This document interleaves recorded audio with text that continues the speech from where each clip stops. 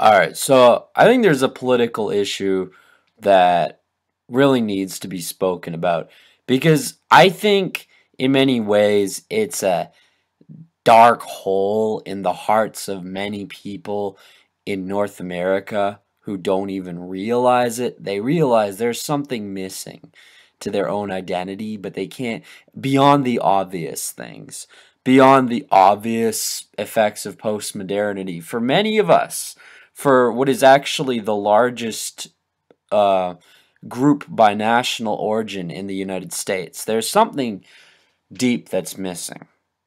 And that is our German identity.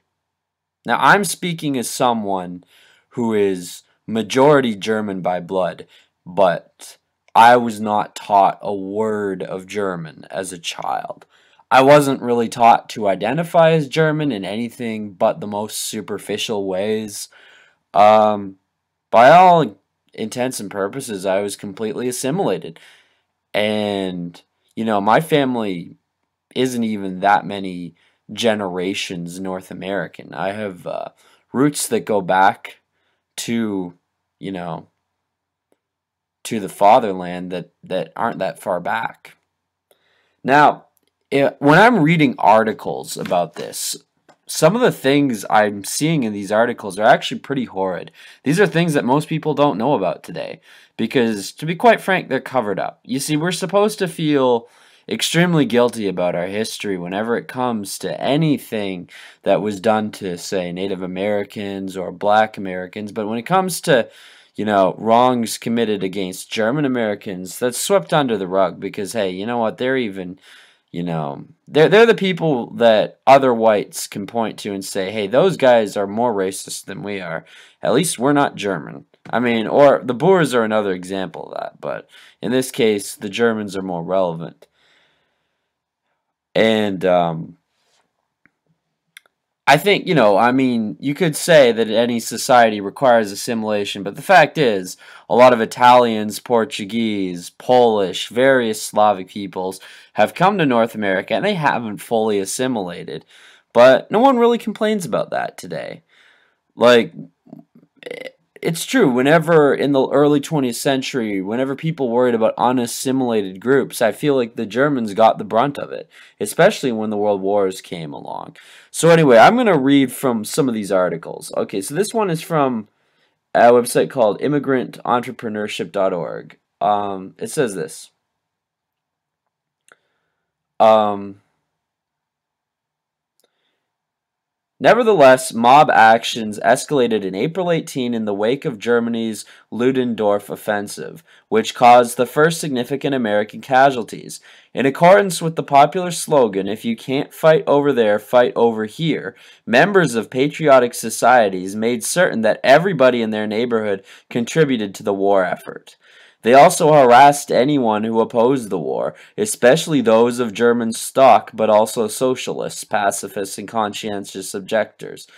German language services in churches were disrupted, and German language newspapers were shut down. Churches housing German congregations were painted yellow. School children were forced to sign pledges in which they promised not to use any foreign language whatsoever. Citizens of German descent were dragged out of their homes at night and forced to kiss the flag or sing the national anthem. The most notorious case of mob action was the lynching of Robert Prager in Illinois in April 1918. Prager, a German native who had applied for American citizenship, was known to harbor socialist ideas and was suspected by his neighbors of stealing dynamite. Although this could not be proven, he was dragged out of town, stripped, and hanged. The mob was found not guilty, however. Now, one thing to keep in mind is the United States is known as being a country that has always had free speech, but that's actually not true. During World War I, and I'm not sure about World War II, but definitely during World War I, there was actually regulations that you couldn't legally criticize the war. You would go to jail for saying that. Also from this article, it says public and university libraries ended their subscription to German language newspapers, Books written in German and even English books that dealt with Germany and Austria-Hungary, such as history books or tourist guides, were stowed in basements for the duration of the war. However, some libraries went so far as to destroy them or sell them as waste paper.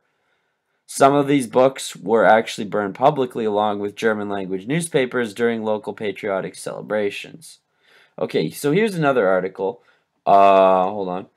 From The Economist that says, during the First World War, parts of America grew hysterically anti-German. Some Germans were spat at in the street. The teaching of their language was banned in schools. Sauerkraut was renamed Liberty Cabbage. Of course, they always fucking gotta rename foods with stupid, pathetic names. German books were burned. Dachshunds kicked. And German Americans forced to buy war bonds to prove their patriotism. When New Ulm, a predominantly German town in Minnesota, refused to let its young men join the draft, the National Guard was sent in. After the war, German Americans hunkered down. Many stopped speaking German and anglicized their names. Alright. Now let's see. This New York Times article we have here is, this is what it says. In what is a largely forgotten chapter of American history, during the roughly 18 months of American involvement in the war, people, this is referring to World War I, people with German roots were falsely accused of being spies or saboteurs. Hundreds were interned or convicted of sedition on trumped-up charges, or for offenses as trivial as making critical comments about the war. More than 30 were killed by vigilantes and anti-German mobs. Hundreds of others were beaten or tarred and feathered. Now get this part's gonna really piss you off. Even the German music of Beethoven and Brahms, which had been assumed to be immune to the hysteria, came under attack. It is the music of conquest, the music of the storm of disorder and devastation, wrote the Los Angeles Times in June 1918. It is a combination of the howl of the caveman and the roaring of the north winds. Sheet music, along with books by German authors, were burned in public spectacles. So this shit got really barbaric. They were burning Beethoven sheet music, and they were decrying it as savage barbarian music, which isn't surprising because they use the word Hun against Germans as well, which is very ironic.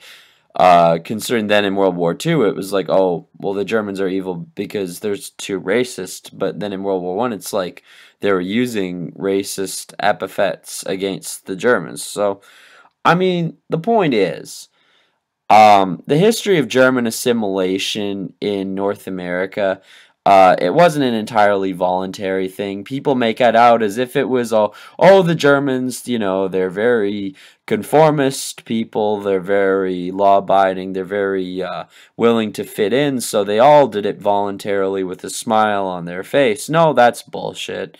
There was a lot of forcible assimilation going on there. And I can't help but wonder if a lot of what we see today, you know, in certain corners of the internet, you know, on the alt-right, the white nationalist movement, is some of that is a manifestation of latent, suppressed German identity. You know, a lot of people, they identify with Hitler, they identify with the Third Reich, and they identify with a lot of this, you know, Germanic, you know, Wotanism or whatever. Some of this, I can't help but wonder if it's like, you know, these people are of fully or partially German descent, and they want to reconnect with their heritage, and they feel it's been taken away from them. I understand that. I feel my heritage has been taken away from me. I feel, you know, I mean, why should I not have the same right to identify with my heritage as an Italian American, or a Polish American, or a Greek American, or a Portuguese American, or, you know, a Serbian American, or a Hungarian American, or various other groups, you know. I think that is a big issue, and I think it's an unaddressed issue. It's a very, it's a latent undercurrent within large parts of North American alt-right, far-right, white nationalist politics. I think it's a legitimate undercurrent, to be honest. I think people have very legitimate reasons for feeling this sort of animosity.